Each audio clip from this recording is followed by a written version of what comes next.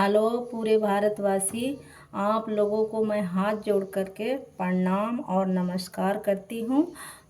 15 अगस्त पे एक हम राष्ट्रीय गान सुनाने जा रहे हैं। आप लोग हमारे राष्ट्रीय गान सुन करके हमारे चैनल को सब्सक्राइब और हमारे वीडियो को लाइक कर दीजिएगा, क्योंकि मैं भारत माता की बेटी हूँ।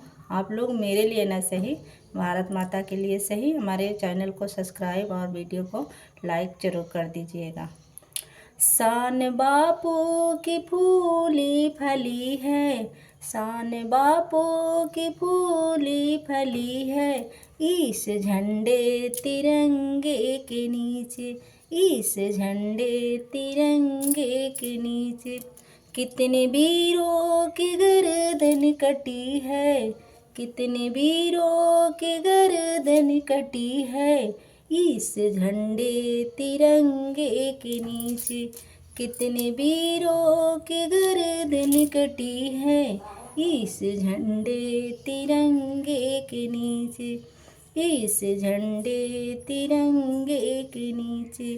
शान बापू की फूली फली है, इस झंडे तिरंगे के नीचे, इस झंडे तिरंगे के नीचे। भारत माता की जय, भारत माता की जय, भारत माता की जय। I love you India, I love you India, I love you India.